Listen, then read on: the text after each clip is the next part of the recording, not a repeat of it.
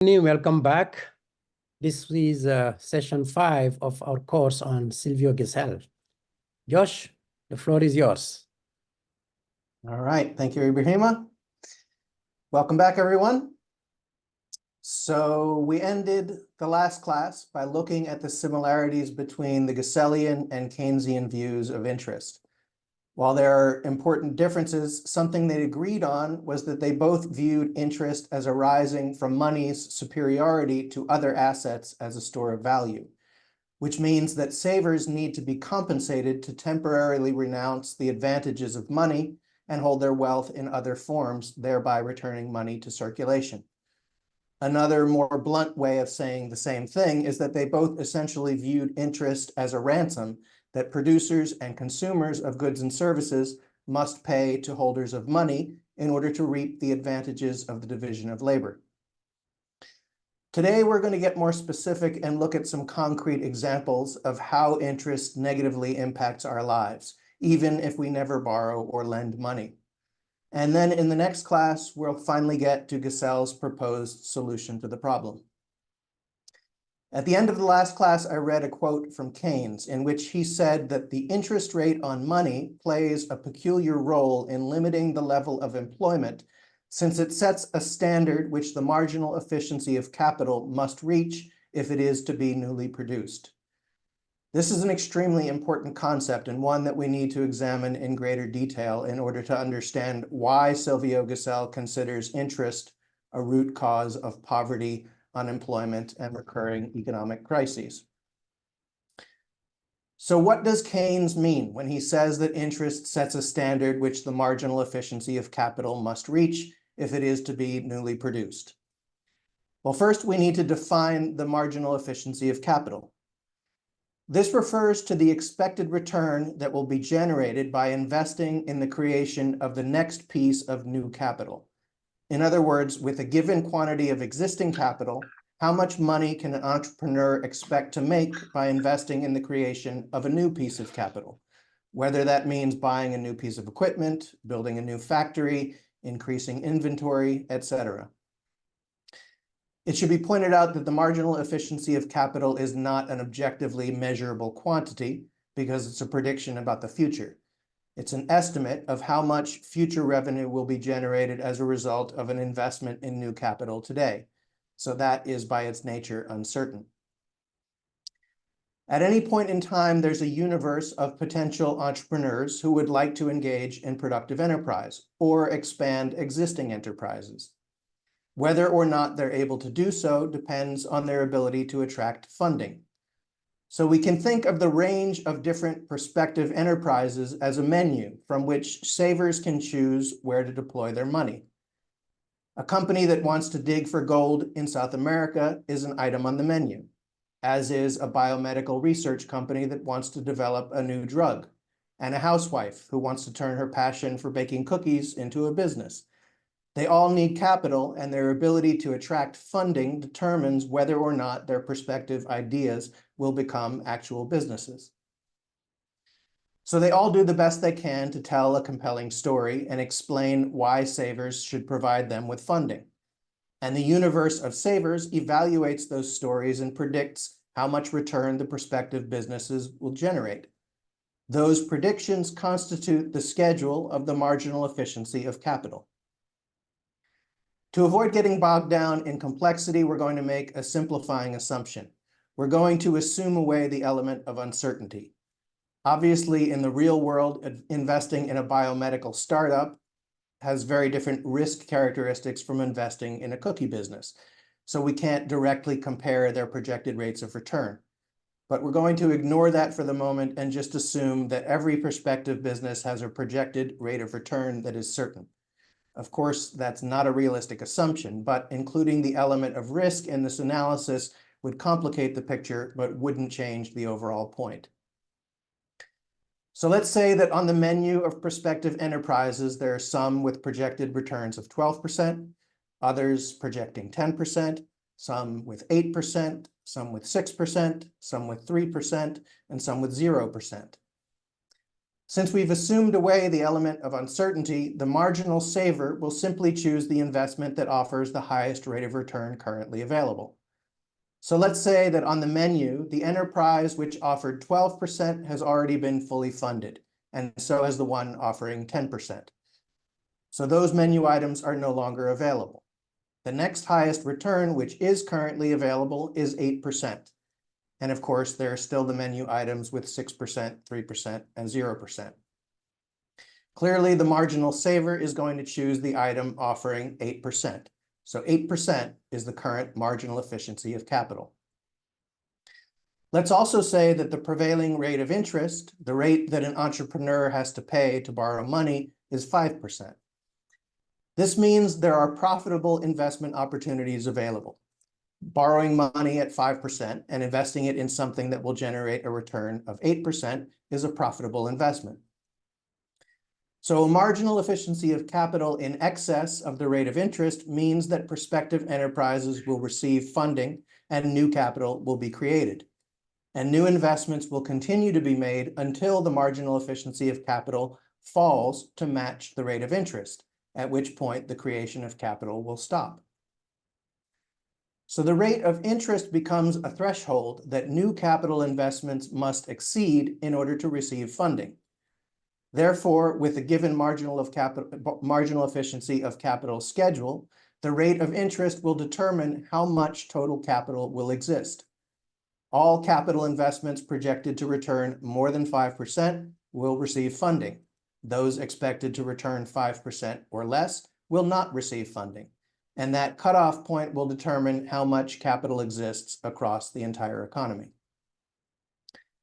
But now let's recall the hypothetical saving investment scenario in a non-monetary economy that I described in the last class.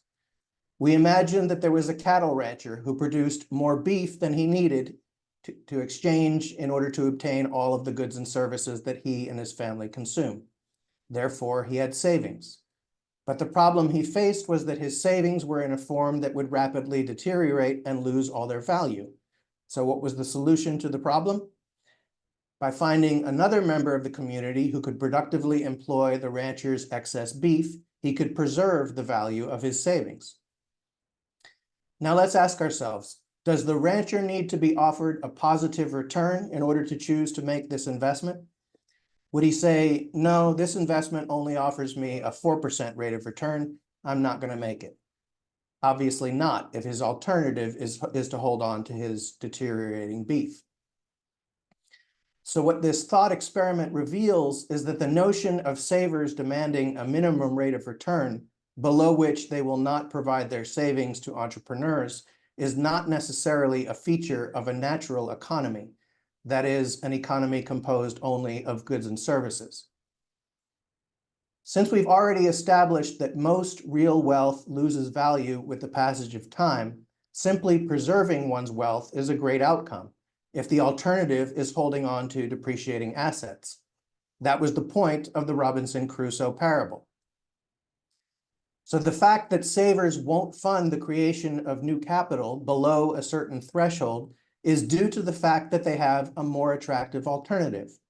And why do they have that alternative? Because of the existence of interest, which both Gesell and Keynes attribute to the hoardability of money. So the thing that stops the process of capital formation is money. If savers didn't have the option of lending their money and receiving interest, they would have an incentive to fund the menu items projecting returns of 4%, 3%, 2%.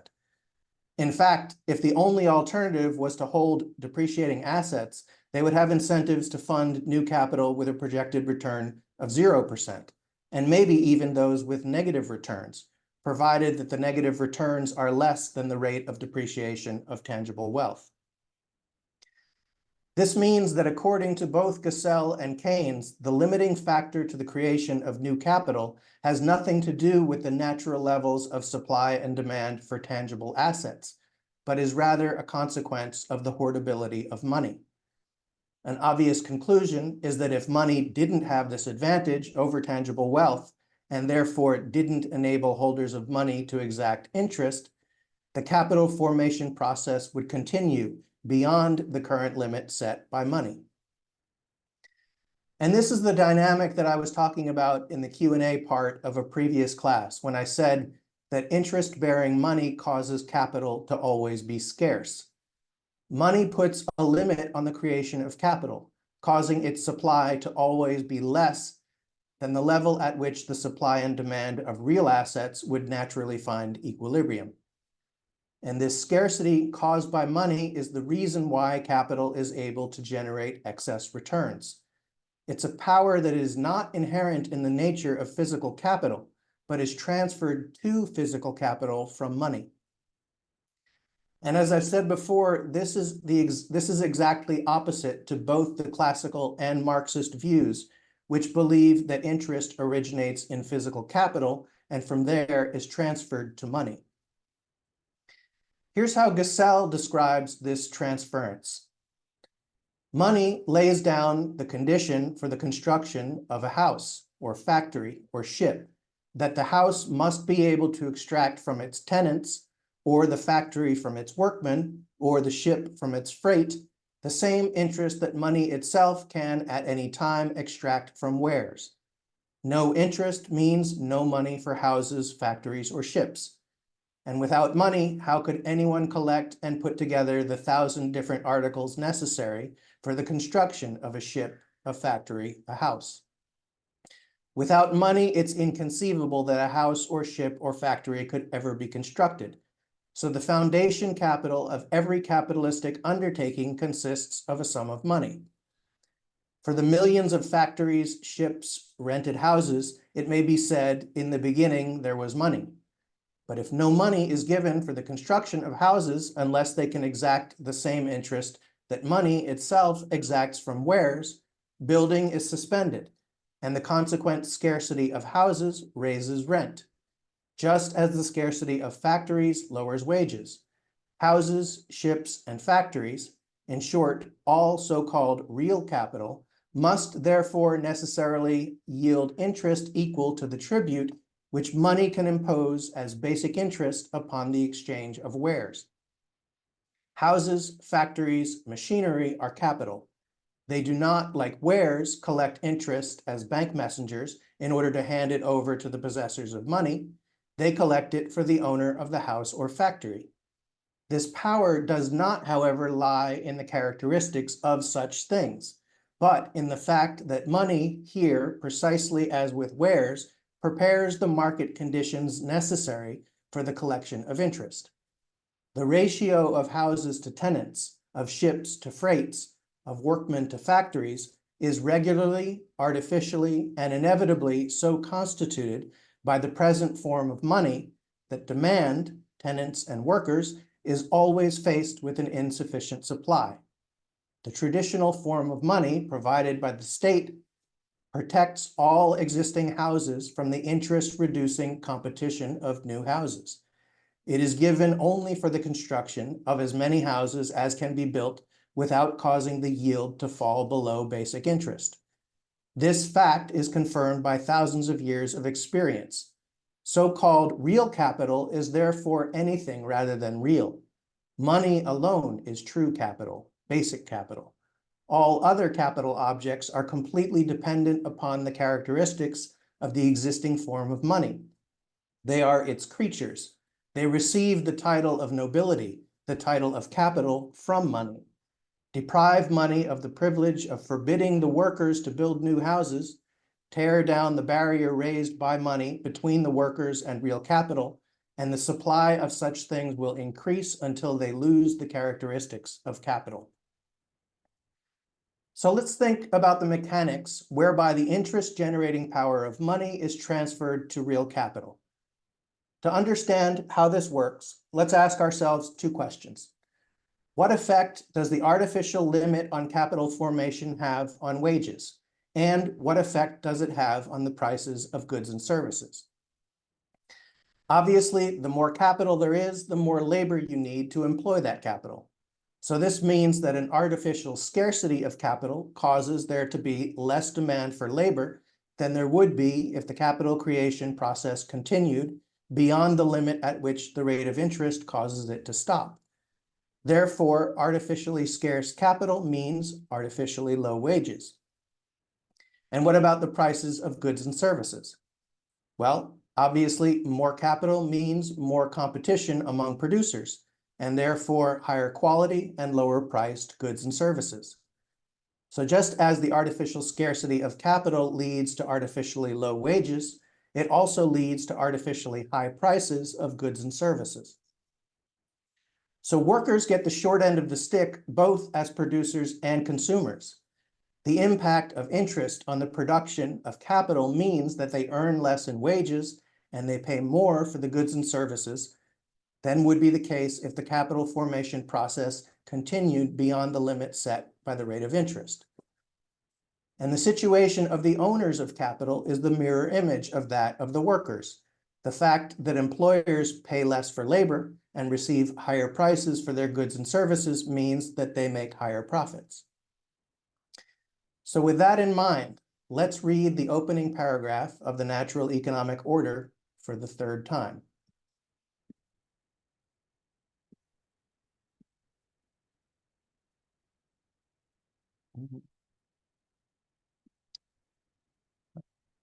The abolition of unearned income, of so-called surplus value, also termed interest and rent, is the immediate economic aim of every socialistic movement. The method generally proposed for the attainment of this aim is communism in the shape of nationalization or socialization of production. I know of only one socialist, Pierre-Joseph Proudhon, whose investigations into the nature of capital point to the possibility of another solution of the problem. The demand for nationalization of production is advocated on the plea that the nature of the means of production necessitates it. It is usually asserted offhand as a truism that ownership of the means of production must necessarily in all circumstances give the capitalist the upper hand when bargaining with the workers about wages, an advantage represented and destined eternally to be represented by surplus value or capital interest. No one except Proudhon was able to conceive that the preponderance now manifestly on the side of property can be shifted to the side of the dispossessed, the workers, simply by the construction of a new house beside every existing house, of a new factory beside every factory already established.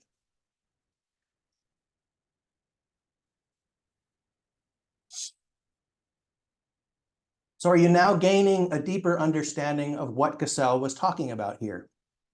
Imagine how different the world would be if the owners of trillions of dollars, which are currently being unproductively hoarded in cash, checking accounts, or short-term risk-free lending, were no longer offered those artificial safe havens in which to store wealth, and had to instead choose between seeing their wealth lose value with the passage of time or investing it in productive capital. Imagine how much more capital there would be. Imagine how much more demand for labor there would be. Imagine how much higher wages would be. Imagine how much cheaper goods and services would be. That is what Gesell is referring to when he says that Proudhon pointed us toward a different solution, whereby the preponderance now manifestly on the side of property can be shifted to the side of the workers. Just to reinforce the point, let's think about how the same dynamic applies to the housing market. Generally speaking, the decision of whether or not to build additional houses is based on the same kinds of calculations that determine whether or not to invest in new businesses. If the projected returns are higher than the rate of interest, funding will be available for building new houses. But as the supply of houses increases, that pushes down rents and therefore the return on investment for owners of houses until it no longer exceeds the rate of interest, at which point the construction of new houses stops. And just like with the analysis of the creation of productive capital, the point at which the building of new houses stops is not a function of supply and demand in the real economy of goods and services, but is rather an artificial limit caused by the existence of interest. This means that the market never produces enough houses, and housing costs are therefore artificially elevated. This shifts wealth from renters to homeowners. In Marxist terminology, this is another example of surplus value.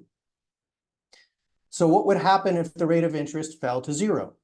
Well, more houses would be built, rents would fall, and wealth would be shifted from the owners of houses to renters. And at the same time, there would be more demand for labor in housing-related industries. So once again, workers lose both as producers and consumers. The effect of the artificial limit to the construction of houses is that wages are artificially suppressed and the cost of housing is artificially elevated. One more thing to think about is that housing represents the largest single expense of many households, and it also represents the largest single investment of many other households. In other words, the effect of the distortion of supply and demand for houses caused by interest is to effectively drive a wedge through the wealth distribution graph of society as a whole. Those to the left of the wedge, that is, those on the lower end of the wealth spectrum, who tend to be renters, are pushed further to the left because the cost of housing prevents them from being able to save, while those to the right of the wedge on the upper end of the wealth distribution, who are generally homeowners, are pushed further to the right as their wealth increases due to the artificially elevated values of their homes. So once again, this sheds more light on what Gesell was talking about when he said, the solution to economic injustice is the construction of a new house beside every existing house, of a new factory beside every factory already established. So do you now see how Gesell's proposed solution has the exact same starting point, which led Marx to call for the abolition of private ownership of the means of production? They both agree that the problem is what Marx calls surplus value and Gesell calls capital interest. But they attribute the existence of surplus value to different causes. Therefore, it makes sense that they came to different conclusions about how to solve the problem. Since we already established that Marx essentially ignored the subject of money, obviously he had to look elsewhere for the cause of surplus value. According to Gesell, that's where Marx went wrong.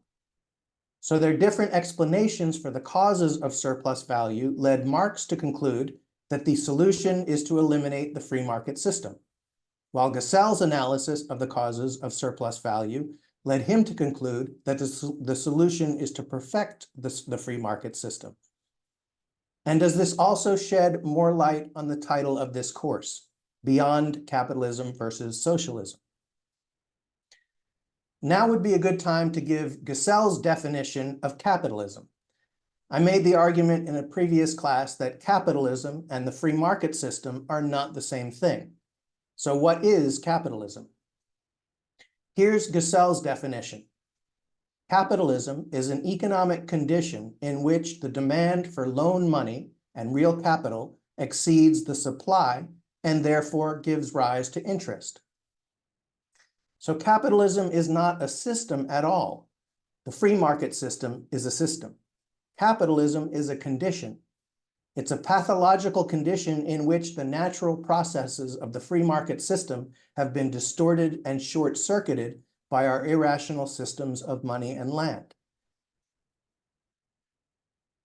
And that condition can be cured by fixing those two problems. Here's how Gesell describes the end of capitalism. Guided by this corrected theory of capital, we shall learn that the removal of certain artificial obstacles due to private ownership of land and our irrational monetary system will enable our present economic order to fully realize its fundamentally sound principle. The removal of these obstacles will allow the workers by their own labor and in a short time, 10 to 20 years, to so alter the market conditions for capital that surplus value will disappear completely and the means of production will lose their capitalistic character. I want to repeat that last phrase. The means of production will lose their capitalistic character. Private ownership of the means of production will then present no advantage beyond that which the owner of a savings box derives from its possession. The savings box does not yield him surplus value or interest, but he can gradually use up its contents. The savings or other money then invested in the means of production, house, ship, factory, will be returned to the owners in the shape of the sums annually written off their value in proportion to their natural wear and tear or consumption. Simply by means of untrammeled hard work, fructified by the powerful modern instruments of production, the great, admired, and dreaded tyrant capital will be reduced to the harmless role of a child's porcelain savings box. The savings box yields no surplus value, and to get at its contents, its owner must break it. So the idea that the free market system and socialism are opposed to one another is partly due to the conflation of the free market system and capitalism. Once we disentangle those two things, Gesell tells us that the free market system and the goals of socialism are consistent and compatible. The way to eliminate surplus value and enable workers to receive the full proceeds of their labor is to fix the two flaws in our current implementation of the free market system, our systems of land and money. The result will be an end of the diseased condition known as capitalism and a realization of the full potential of the free market system, in which the promise of a rising tide that lifts all boats becomes a reality. Before moving on, I want to briefly insert some of my own personal views on economic policy that I think relate to the problematic framing of economic policy debates as capitalist versus socialist, left versus right, or progressive versus conservative. I've often said that my heart is with the left, but my head cannot get on board with their policies. For example, it's basic progressive orthodoxy these days that we should push for an increase in the minimum wage. But with this specific issue, as with many progressive economic policy priorities, I question the wisdom not because I disagree with the goal of increasing wages, but because I doubt whether the policy will achieve that goal. Today's left generally views its role as reining in the free market system and using government to change economic outcomes. This is such a widely held perspective that if one even questions its wisdom, one is likely to be attacked as an apologist for capitalism. But from a Gesellian perspective, the way to improve the economic circumstances of the working class is not to use government as a tool to impede the operation of the free market. Rather, he says the best way to accomplish that goal is to remove the artificial obstacles to the proper functioning of free market processes. And if that's really the best approach, most of the specific policy priorities of today's left are unlikely to achieve their goals and may in fact be counterproductive. Gesell makes this point by contrasting Marx and Proudhon. In the introduction to his book, Gesell discussed complaints by German landlords in his day that they were experiencing hardship due to excessive construction of houses, a phenomenon Gesell referred to as the building plague. Let's listen to how Gesell describes the different perspectives of Marx and Proudhon on the phenomenon of the building plague. Gesell writes, "Capital, which Marxists hold in such awe, dies of the building plague. It decamps before the building fury of the workers. What would Proudhon and Marx have advised in such a situation? Stop building, Marx would have cried. Lament, go a-begging, bemoan your unemployment, declare a strike. For every house you build adds to the power of the capitalists as sure as 2 and 2 make 4. The power of capital is measured by surplus value, in this case, house rent. So the greater the number of houses, the more powerful surely is capital. Therefore, let me advise you, limit your output, agitate for an 8-hour or even a 6-hour day, since every house you build adds to house rent, and house rent is surplus value. Restrain, therefore, your building fury, for the less you build, the more cheaply you'll be housed." Probably Marx would have shrunk from uttering such nonsense, but the Marxian doctrine, which regards capital as a material commodity, misleads the workers into thinking and acting on these lines.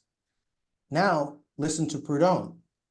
"Full steam ahead. Let's have the building fury. Give us the building plague. Workers, on no account let the trowel be snatched from your hands. Down with all who attempt to interfere with your work. They are your deadly enemies. Who are these that prate of a building plague, of overproduction in the housing industry, while house rents still show a trace of surplus value, of capital interest? Let capital die of the building plague. For some 5 years only have you been allowed to indulge in your building fury, and already capitalists feel the pinch. Already they are lamenting the decline of surplus value. Rents have already dropped from 4% to 3%, that is, by a quarter. 3 times 5 years more of untrammeled labor, and you will be reveling in houses freed from surplus value. Capital is dying, and it is you who are killing it by your labor. This casts the economic program of today's left in a different light, doesn't it? And this is why I couldn't find my way out of the intellectual box that I found myself in my 20s. Obviously, the capitalistic status quo isn't acceptable, but the only alternative I was aware of didn't make sense to me. Only when I became acquainted with Gesell did I see a way out of this dilemma. And as I said on the first day of this course, the way out cannot be found by choosing between capitalism or socialism. Okay, in the beginning of this course, I said that Gesell's analysis of money helps explain poverty, wealth inequality, recurring economic crises, and our unsustainable pursuit of growth. So we just talked about the first 2 of those items, the ways in which the monetary rate of interest distorts the natural processes of wealth creation and distribution so as to enrich the owners of capital at the expense of workers.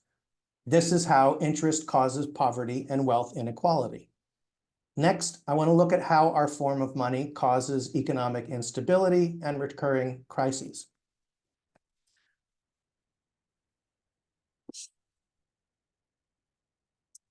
As I've said repeatedly during the Q&A portions of these classes, conventional monetary policy tends to focus on the quantity of money rather than its velocity of circulation, whereas Gesell's analysis and proposals focus on the issue of velocity.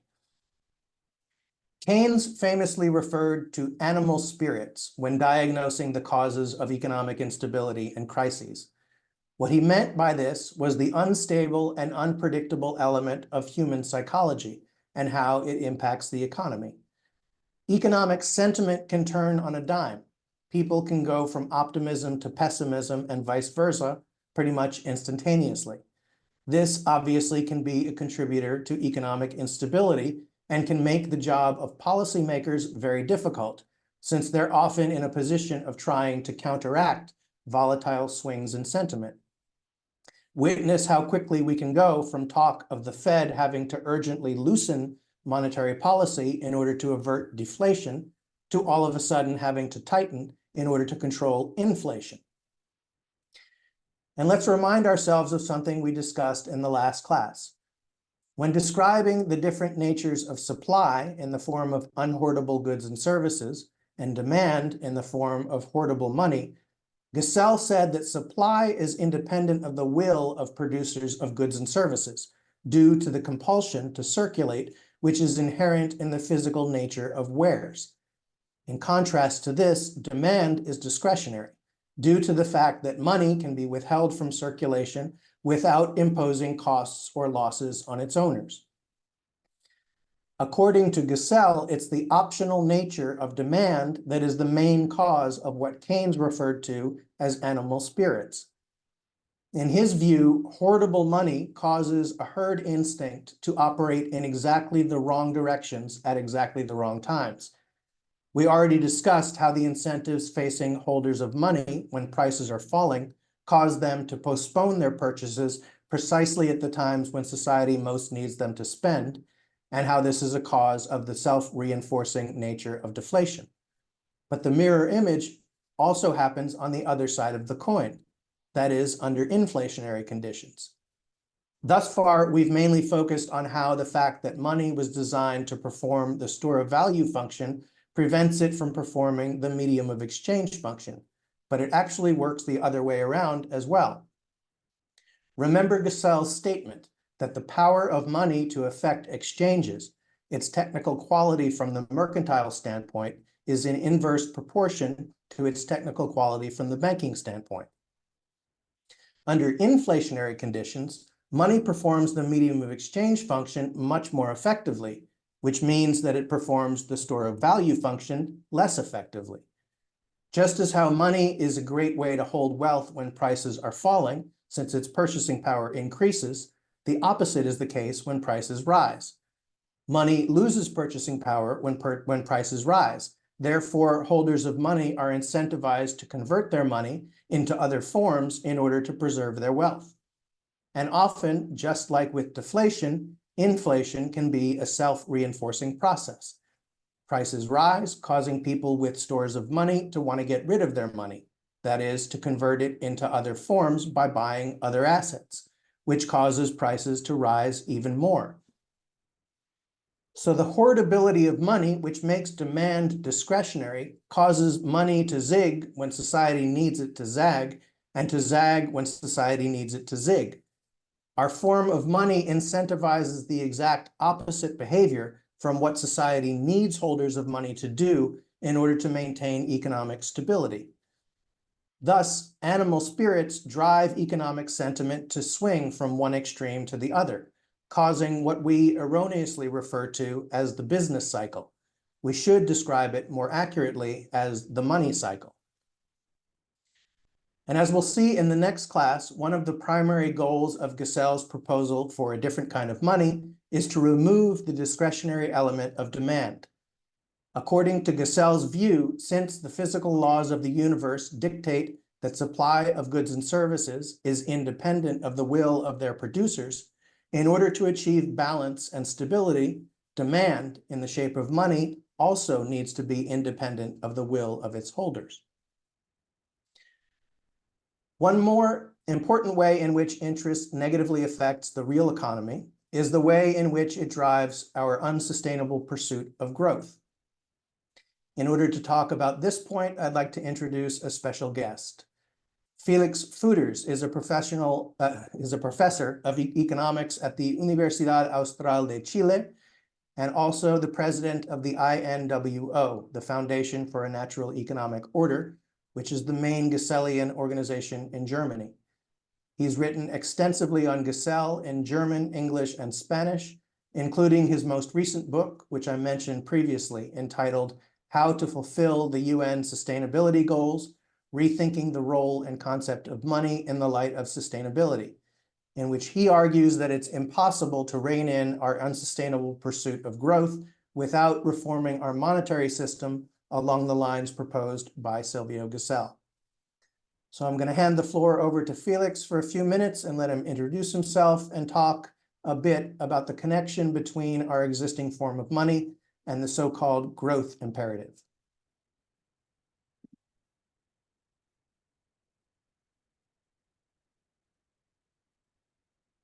Felix?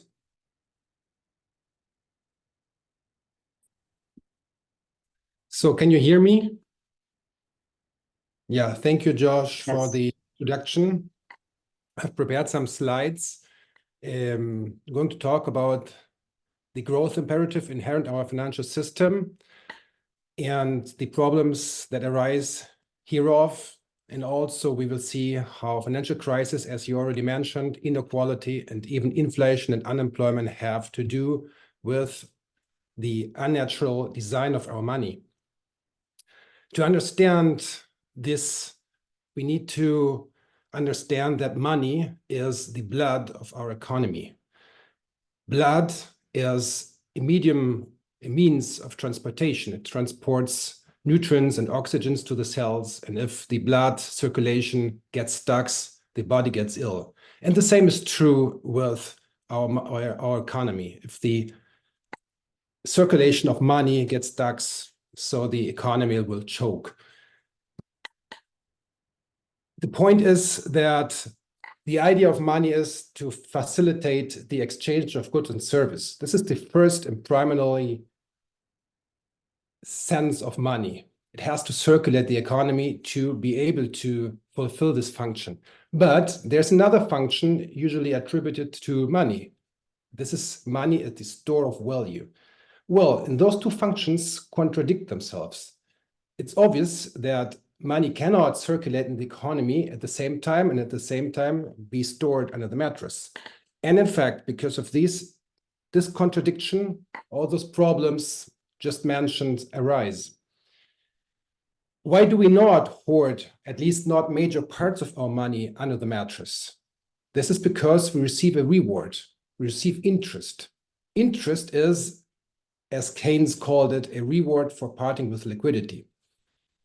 To come back to the metaphor of money as the blood of our economy, interest would be the drug that maintains money circulating. So money comes with a kind of genetic flaw. It's always been a little bit sticky and does not really circulate as it should. And so we need this drug, the drug interest. And as with any drug that is taken for a long time, it has major side effects. And we can understand this taking into account that interest makes deposits grow. And they don't even grow only linear, but even exponentially. Because any bank account after some period of time will have doubled. And always if something doubles after a certain time, this is an exponential function. So $100 will be 200, then after next 15 years, 400, then 800, and so on. So we have a function that grows slowly at the beginning, but then ever faster. And even if the interest rate is really low, so the flat part of the curve would be longer, but then also with low interest rates, we'll get to the steep part fast. So this is a very unnatural growth, and it's difficult for us to understand it because nothing in nature grows exponentially forever. But this is here a good example to understand exponential growth is this example. Imagine a person, like for example, Jesus, would have inherited 1 cent, just 1 cent from his father Joseph. And if he would have put this 1 cent in a bank account with 5% annual interest rate, how much would be the value on the bank account be today? The answer is that would be 400 billion planets Earth of fine gold. We can already imagine that this has to cause some crisis after some time. And since there's no interest paying without debt, the total debt of the economy has to grow in the likewise manner. So we have deposits grow and total debt of the economy grow. And interestingly, each dollar bill states this on each bill dollar bill we can read this. This note is legal tender for all debts, public and private. It seems like it's not for buying like cars or meat or milk. It's to settle a debt. In German, there is a saying which represents this too very good. Die Wertpapiere des einen sind die Schulden des anderen. The financial assets of the one person are the debts of the other one. So if money supply and all deposits taken together is the money supply, if money supply grows exponentially, and here we see the money supply of the US, so the total debt has to grow in the likewise manner. And in fact, it does. Here we see the graph of the US total debt next to the US money supply. Well, we see they grow exponentially and they grow exactly in the same way. To put it in the words of Nobel Prize winner Felix Fuders, money is a credit-debt relation from which none can effectually escape. And now we can understand where the crisis comes from. Well, if debts grow and grow, it will come a point in the economy that people will not be able to pay the debts or the interest burden that go along with that. Banks will start and granting loans to people with a subprime solvency, not because they're so greedy, but because they have to grant ever more loans because deposits also grow. And we can now understand also where inflation comes from. Well, if money supply grows faster than GDP, and this will happen after some point, so we will see inflation and also price bubbles. Price bubbles on real estates, for example, or stocks, gold or Bitcoin are nothing else than a partial inflation on investment markets. So I said we will talk about, we also understand where the obligation to grow come from. We see this in politics, left side politics, right side politics, everywhere in the world. The solution is the economy has to grow. But why is this? Well, this has also to do with the fact that money makes the money in deposits grows and also debt grows. So if a business has an ever more debt burden, ever growing debt burden, and if the owner of the business does not want to lose status quo, so what will he try to do? He will try to sell more. And even if he's lucky and does not have any debt, so he still has to grow. Why? Because his employees want a readjustment for inflation, which we just have seen has also to do with an ever-growing money supply. And even if he's lucky and his employees do not want any readjustment for inflation, he still has to grow for a third reason. And this is, in my opinion, the most important reason. Imagine you have a business and the money invested in your business does not yield a return which you would gain in the bank account. Would you keep on with your business? Probably not, right? You will shut it down. So interest is the opportunity cost of any productive investment. It is the benchmark. And if we do not earn at least what the bank would pay us for the same investment, doesn't make sense. So the interest rate sets the rhythm after which the economy has to dance. And it's not just a fetish, as some people believe. And we can now understand also where unemployment comes from. We now, from Arthur Okun, we have to grow like 3% to cut down unemployment 0.5%. This is known. We know this empirically, but we don't really understand why is this. But now we can understand it. Of course, if businesses cannot or do not manage to grow, well, what would be the second best alternative? If they do not want to lose status quo, well, they will cut costs. And how do we cut costs in the most effective way? Replacing human capital by machines. And this is why we see this dichotomy. We either grow, or we see unemployment. And if the machine gets old, then it will also look for a new job. And we can understand also where the unemployment, where the other big problem comes from, the inequality, which is a problem everywhere in the world today. In the same time, or at least as much as in the time of Karl Marx. If we imagine, or if we see the deposits grow exponentially and debt grows in the likewise manner, and we put it in the same graph, so we have this debt mirroring the deposits, and the gap, this is the inequality. This is the wealth gap.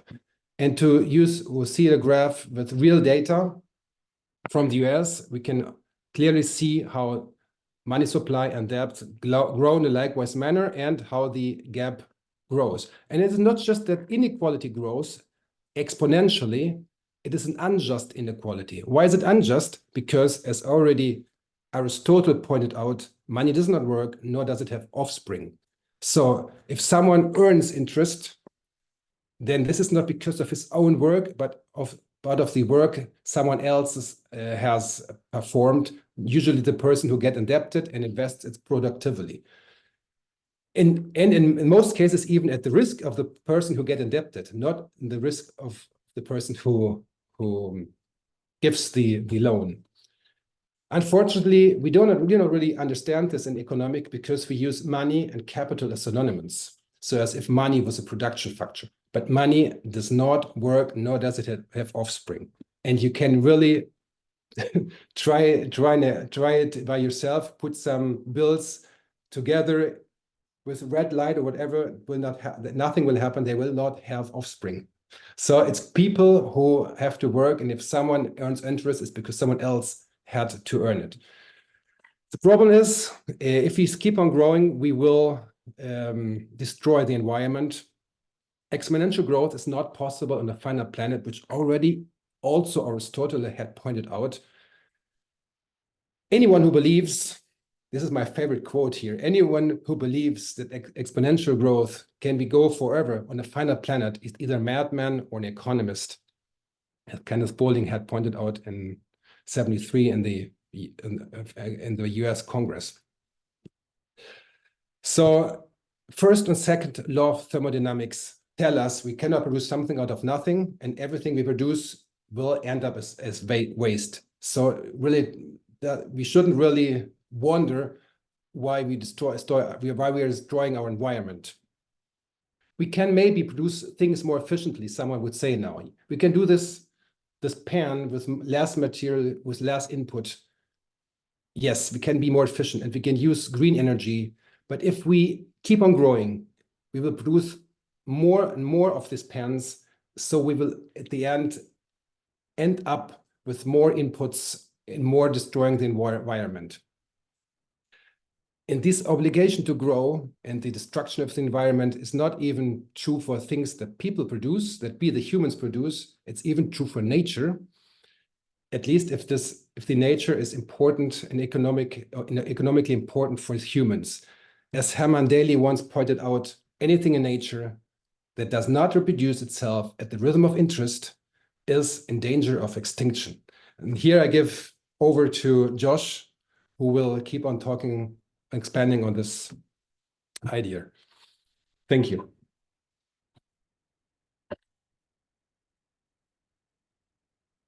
All right, thank you, Felix. So yeah, I wanted to touch on, excuse me, on one related topic stemming from that last point that Felix made, which is how the rate of interest creates incentives to engage in short-term oriented unsustainable practices, whereas a reduction or elimination of interest resulting from a Gesellian monetary reform would incentivize more sustainable long-term thinking. Something I haven't previously mentioned about myself is that I'm a professional musician and a musical instruments dealer. Having bought and sold a lot of vintage guitars, I'm very familiar with the history of unsustainable harvesting of Brazilian rosewood. Brazilian rosewood is the most prized type of wood for building the backs and sides of guitars. Unfortunately, during the first several decades of the 20th century, the wood was over-harvested until there was almost none left. It's now a protected species, and there are strict regulations in place protecting the few remaining trees. So today, if you want to build a guitar with Brazilian rosewood, you need to find some wood that was harvested decades ago. The wood has become so scarce that guitar builders now typically charge a couple $1,000s extra from their standard prices in order to build a guitar with Brazilian rosewood. And similarly, vintage instruments made with Brazilian rosewood from before the regulations went into effect fetch extreme prices. For example, 1969 was the last year that the Martin Guitar Company made their standard dreadnought models with Brazilian rosewood. After that, they switched to Indian rosewood. A model D28 guitar from 1969 with Brazilian rosewood is currently worth around $6,000, while a 1970 version of the exact same model, but with Indian rosewood, is worth around $3,000. So let's think about how the rate of interest is related to incentives facing owners of endangered resources like rosewood. Let's say you're the owner of a forestry company in Brazil that owns land with rosewood. And let's say your company has some debt on which you pay a 7% interest rate. How would that affect your incentives in terms of when to harvest trees? Trees grow faster when they're young and slower as they mature. Let's say a 5-year-old tree grows at 15%, a 12-year-old tree grows at 6%, and a 20-year-old tree grows at 3%. If you're looking to maximize profits, when will you choose to cut down that tree? By year 12, the growth rate of the tree falls below your cost of capital. Therefore, from a financial standpoint, the trees are no longer a good investment. So you'll cut down your 12-year-old trees. But now imagine that the artificial limit to the creation of capital caused by the rate of interest is reduced. Let's say the rate of interest falls to 3%. Now, allowing the tree to keep growing even at a slower annual growth rate becomes a good financial decision. With a 3% interest rate, your incentive will be to harvest the tree after year 20. And what would happen if the interest rate fell to 0? With an interest rate of 0, it would make sense to keep the tree alive until it stops growing. You're still going to harvest the wood at some point, but that time might be in 100 years instead of in 12. I also want to say very briefly that this example illustrates why my personal belief is that the time preference theory of interest actually has causality exactly backwards. As I said in a previous class, I don't think it's human nature on balance to prefer present consumption to future consumption, thereby necessitating a reward to be offered in order to get people to postpone consumption. Rather, I believe it's more accurate to say that we have lived our whole lives under conditions of positive interest, and therefore our preferences have been shaped by that fact. When you live and work and spend and save in a world where it's an economically bad decision not to cut down a young tree, your priorities inevitably come to reflect that incentive structure. So while it's true that many individuals and companies behave as if they had positive time preferences, I view that as an effect rather than a cause of the distorted economic environment we live in. All right, in the next class, we'll finally get to Silvio Gesell's proposal for a new form of money and discuss how it would alleviate or eliminate all of the problems we discussed today with our existing form of money. So I'd be happy to open the floor for any questions or comments.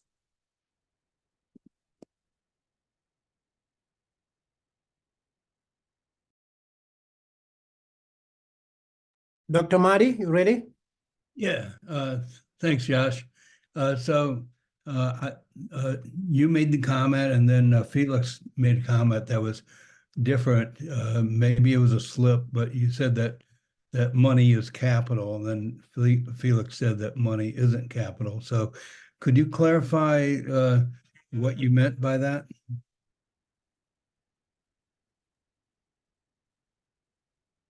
I believe that we both said that money is not capital.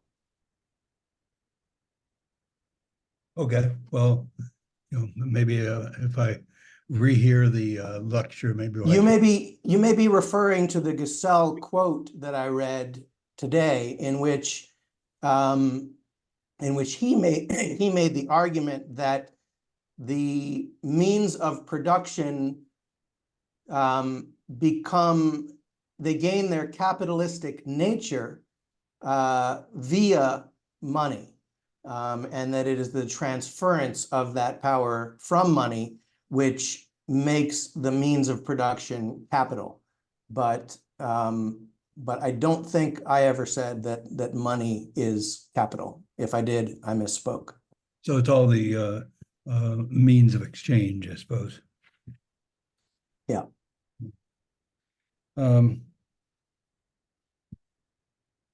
Yeah, Felix made a comment about human capital, and here at Henry George, we disavow that phrase.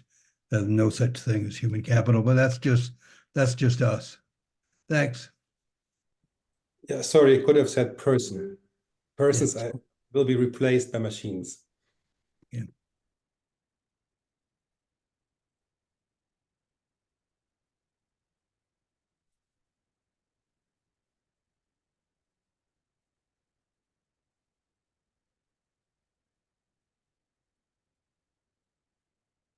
Hey, Josh, Ed Dodson here.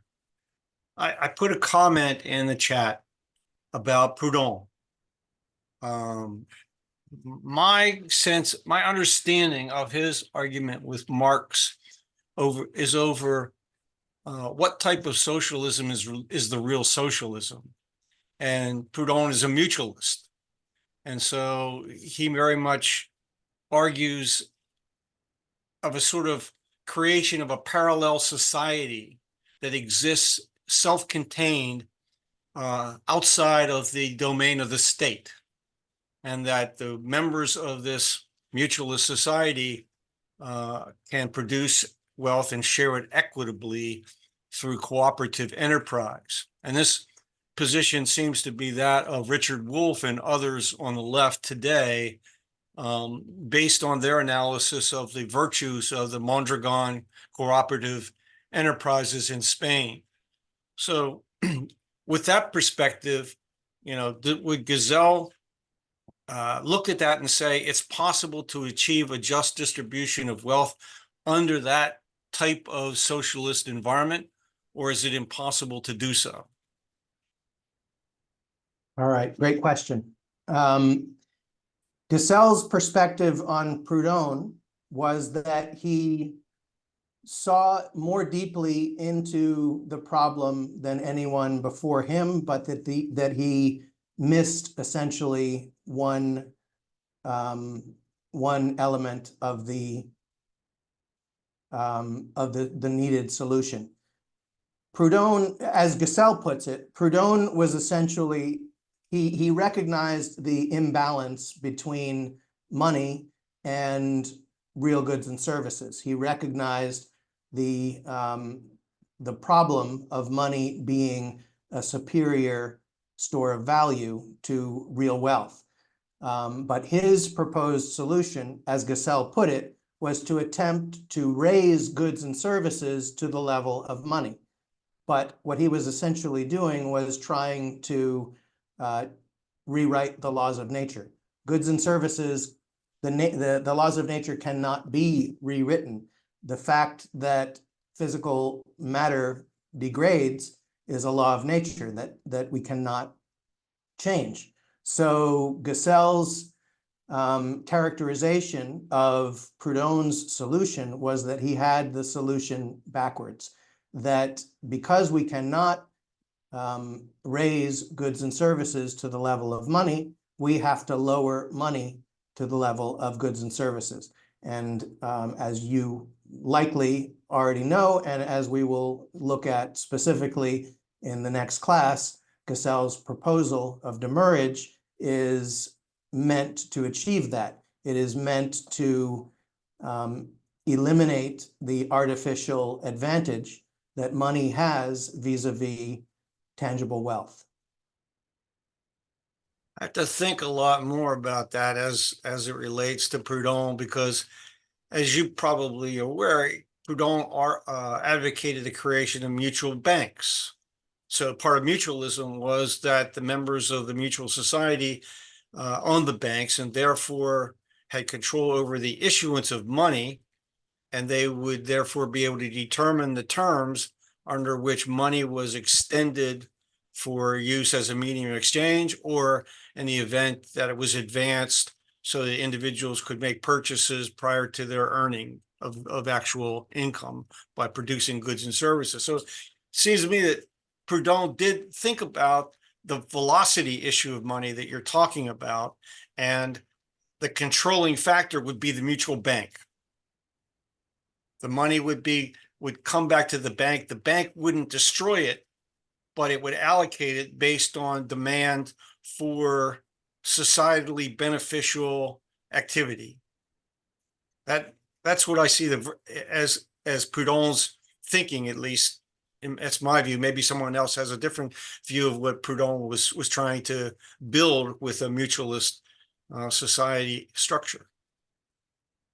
I'm going to just briefly comment, and then I'm going to see if Felix wants to jump in on this point, since he probably is much more familiar with the specifics of Proudhon's proposals than I am. But the one thing I'll say is that Proudhon did not propose changing the nature of money itself. And the Gessellian perspective is that without that, you cannot put goods and services and money on a level playing field. Until you operate on the fundamental nature of money, goods and services and money are not equivalents.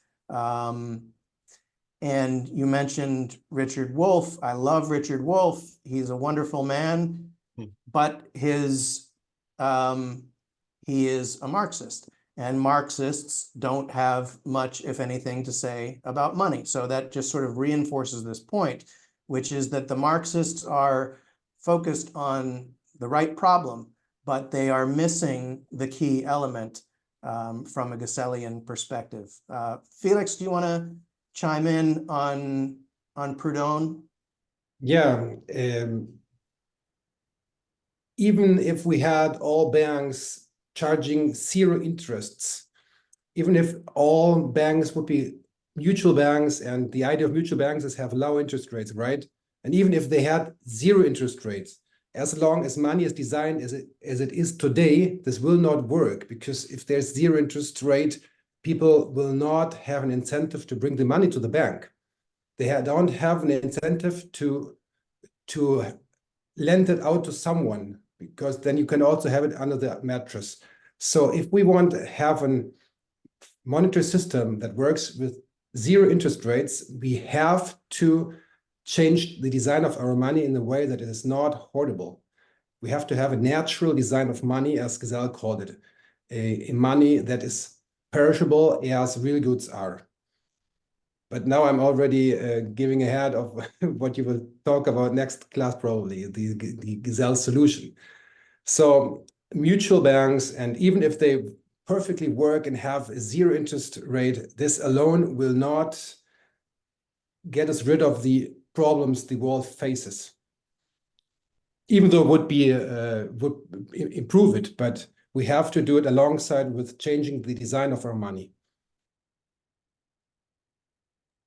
Great. Thank you, Felix.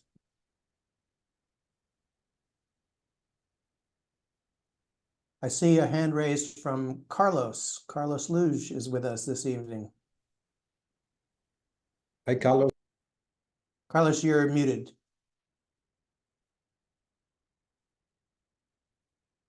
Carlos, Hello. you've got your microphone is muted. Oops, I'm sorry. Hello. Thank you very much, Felix and Josh. Very clear, Josh.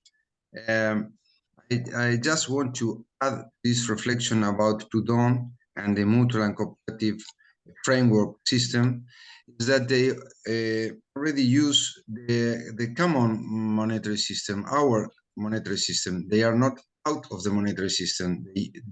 They are part of the imbalance that this system creates around the real economy. So this is a great solution, of course, and it's another culture, but they already use the same tools that we want to change in order to make a natural economic order. Although the Spanish great experience on Mondragon, which is great really, the public cannot feed everywhere in the world in a monetary system, since we all are related to money systems, and this problem can be better managed from mutual and cooperative system, but not solved in itself, because money really, as Felix explained, needs to grow more money, and then contamination, earnings, and they are pushed to always to the infinity compost interest system, and we cannot avoid it. Instead of at least we change it. That's what I want to point out. Thank you. I'm sorry my interruption, but that's a problem we are facing with. Thank you.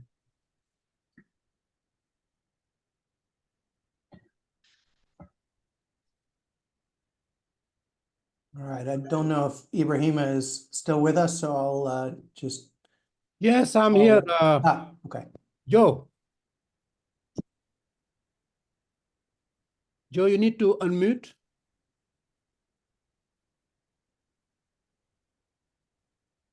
Hello. Yeah. Thanks so much, Josh. Another very interesting presentation, and thanks for Felix's contribution. As Felix said, he sort of stole your thunder for next week, but if I understood him correctly, he said it very nicely. Money would take on the same characteristic of produce, in that it was not fully durable. It would decline in value. So I'm wondering, how does that relate to things like pensions, where we tend to think of people accumulating funds to spend later when they can no longer earn income on their own? Thank you. Excellent question. And I will touch on that in the next class. And I've mentioned previously an article that I wrote on our Substack, which compares demurrage with inflation. And one of the key differences between demurrage and inflation, one of the reasons why they are not at all the same thing, even if they at first glance seem quite similar, is that demurrage only operates on units of outstanding currency currently in existence.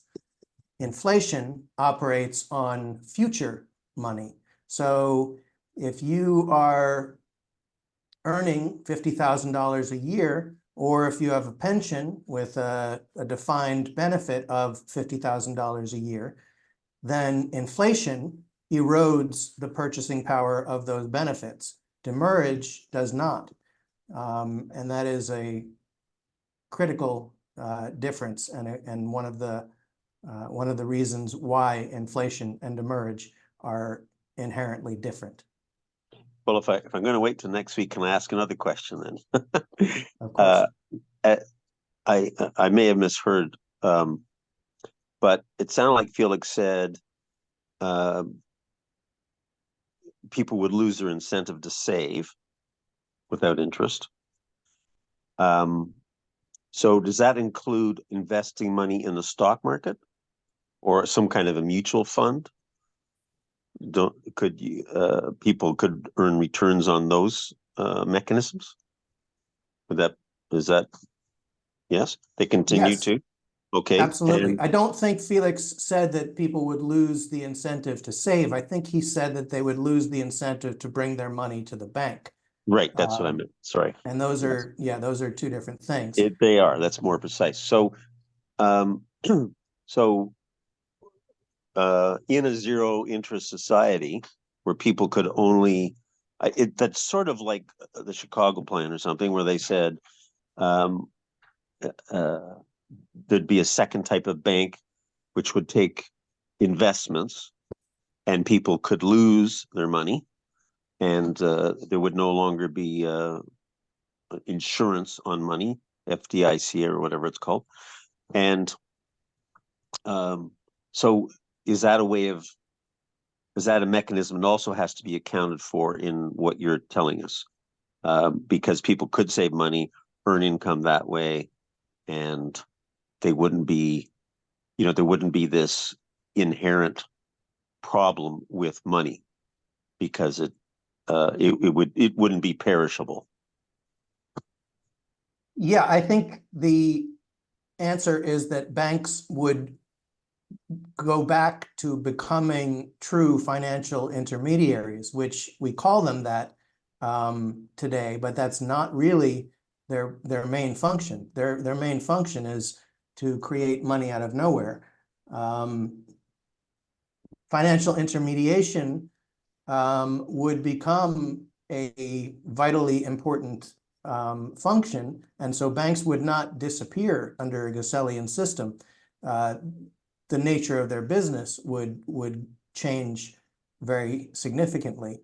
But I think, I've talked on multiple occasions about what I've referred to as diseased modes of thought, which are results of having lived our lives under artificial conditions.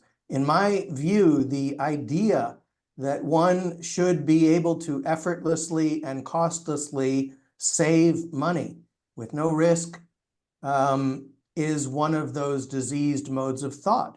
Because what form of physical wealth can you effortlessly and costlessly and risklessly hold? Virtually none, not even gold, which is immune from the process of decay. But would you feel comfortable if you had your net worth stored in gold in your house? I wouldn't. I would be happy to pay someone to safeguard it for me. And that would involve expense, which would be the opposite of interest. So, so I think that we have developed an unnatural set of expectations around the process of saving and what saving really is. Say you cannot say, you know, as if we think about the example of the beef producer and the dog food manufacturer, saving beef is obviously impossible, right?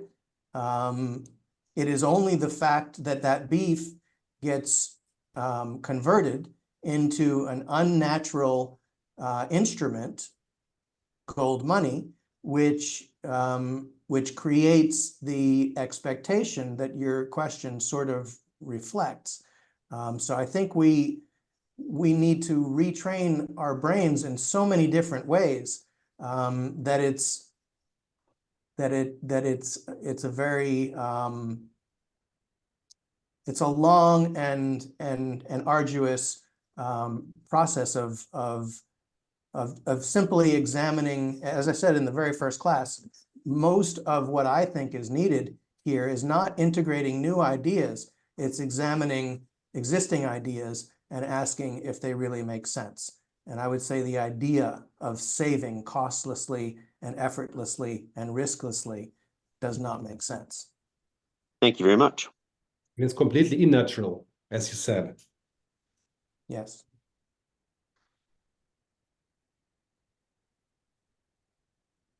So I guess I'm next. Dr. Perry? Okay, Marty, go ahead, and then Dr. Yeah, real quick, and then we'll be able to hear Walter. I suspect that your answer to my question is going to be that there are two different things, that credit and demurrage money that Gesell was talking about are separated in time. And I guess what I'm trying to say is that when the federal government issues public credit, let's say for something that society needs, something other than war, that the aspect of money doesn't occur until the company who's getting the credit starts hiring people, building things, and spurring the economy in certain areas. So would you say that the Gesellian demurrage money wouldn't have anything to do with that public credit, but more a time period when that public credit is so-called cashed in and put into the economy? Not 100% sure that I understand the question, but let me take a shot at commenting on it, and then you can tell me if I have addressed it or not. Maybe just to clarify what I was talking about is that the concept of public credit is that the government essentially is creating wealth, or I mean, creating a currency, let's say, but the currency is actually public credit. They're not spewing out dollars. They're saying, company X, come to our building here, and we'll give you this public credit so that you can hire people to produce, let's say, a high-speed train or something. So the federal government is not creating money, but it's issuing credit so that people can do productive things. I would say that what you're describing, in my view, is exactly how money should be created. So the question is, in our current system, we've already established that most of the money gets created through the lending activity of private banks, which I think most of us agree is insane. The creation of money is a legitimate function of government. So the question is, if that's not how money is being created in a Gesellian system, how is it being created? How does new money come into existence? And there are a few different models that one could think of. UBI would be one. It's not my preferred solution, but it would be a mechanism for creation of new currency and injection of that currency into the economy. My preference is simply that government spends money into existence, and that the government's budget would be determined by the dictates of price stability. That if the government starts spending too much money into existence, then prices are going to start to increase, and they're going to have to reduce their spending, and vice versa. So I think that the answer is that the first model, which is what we're all used to, is the wrong one, and the public credit model is the natural and correct way for government to take back the money creation function from the private banking industry and to use it on behalf of society. Great, appreciate the answer. Thanks. Thanks, Dr. Perry. Thank you, Ibrahima, and thank you, Josh. You've now, just in the last question with Marty, gotten to the core of the issue, which is why there is no such thing as money, there is only credit, and perhaps we'll get around to that in further lectures. But the specific point I wanted to address was when you raised the question of pensions and the impossibility of saving in the current system. I can tell you as a practitioner, this math is what we do every day here at Fiduciary Automation, that it is not possible to run a pension plan on the expected prudential principles. The problems are actually both exponential in size and persistent through time. We're in an inverted yield curve, which means that what the pension fund should be doing, matching its long-term obligations to long-term treasuries, is not possible because the long end of the treasury curve is yielding less than the cost of money at spot.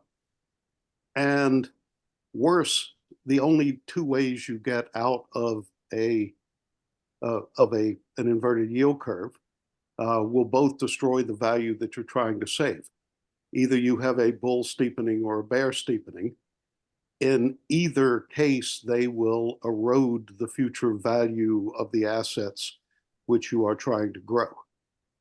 So as a practical matter, since people have to manage money against long-term obligations, the only way that works mathematically is to arbitrage the Fed, which is why the Fed and the Treasury have panicked so much about both the basis trade and the nature of fully reserved stablecoins, because both of those use the Fed's interest rate mechanism coupled with the Treasury's necessity to issue debt in a way that allows them to capture what is in effect the seigniorage, so that they're doing what Gesell might think of as demurrage, but they're doing it for a profit rather than as a cost.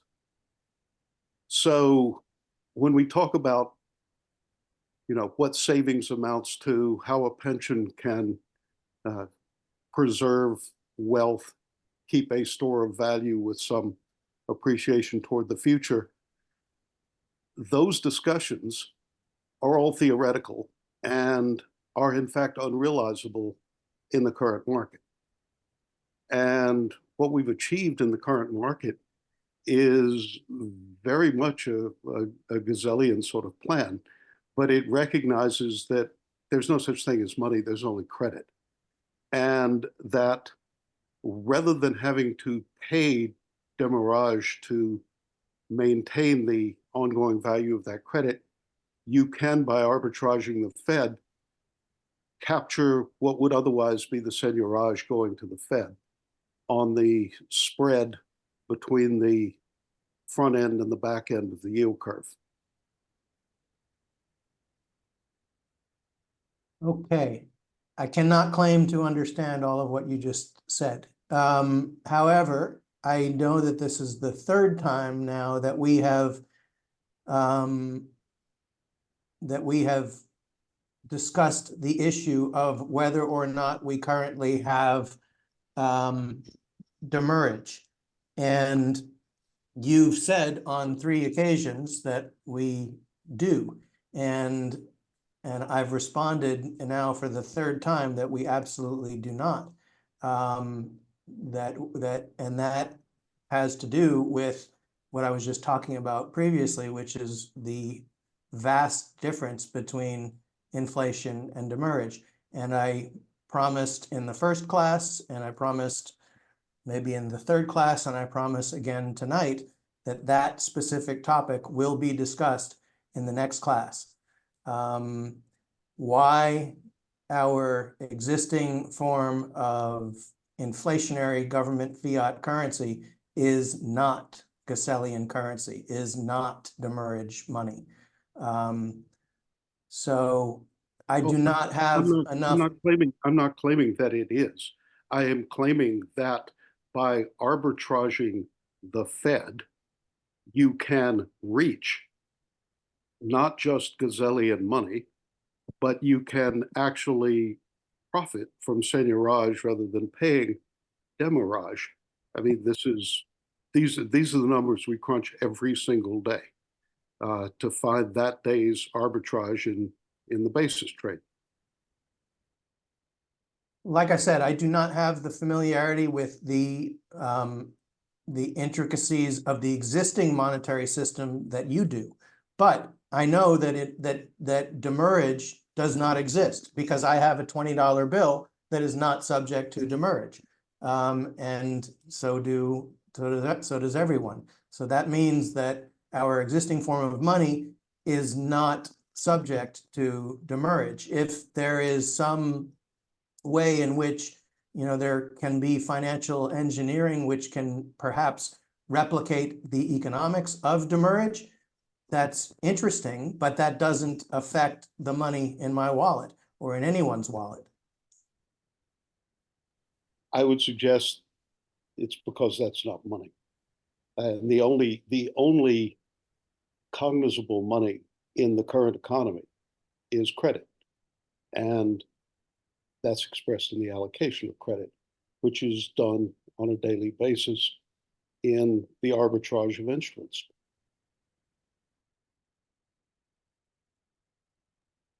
Okay. Good.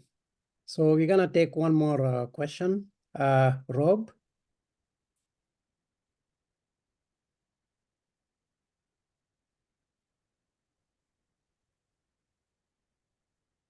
Go ahead, you are unmuted.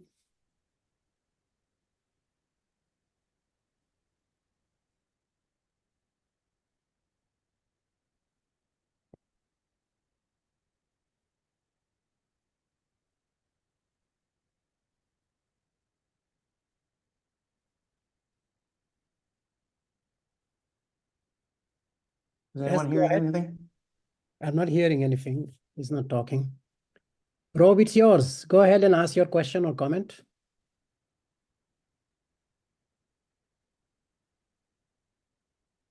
Am I hearable now? Yes. Yes. Oh, phew. Sorry, yes, I selected the wrong microphone. Maybe you already said this somewhere in your lectures, but I was wondering, since land is not a perishable good, which actually increases in value, and the value of land is a very big chunk of the total value of all goods. If the premise that goods are perishable and so money should be perishable, if this premises is maybe a wrong premise, since a large part of the goods is actually land. Okay, well, we haven't gotten to that side. That's an entire side of the Gesellian perspective, which we have yet to discuss. And the short answer is that Gesell believes that all land should be community property. So so the answer is, if money is meant to be a medium of exchange of private wealth, then then the fact that land is community property puts it in a completely different realm from private wealth and the means with which to affect the exchange of private wealth. Okay, makes perfect sense. Thank you. Great. So it's exactly 1 minute away from the allocated time. So we're gonna meet again next week and the week after, and probably one more additional session, depending on how it goes. But please notice that we shifted the days from Mondays to Wednesdays. So our next session with Josh is gonna be on Wednesday, and the time is the same, 6:30 Eastern time. Thank you very much, and looking forward to see you on Wednesday. Good night.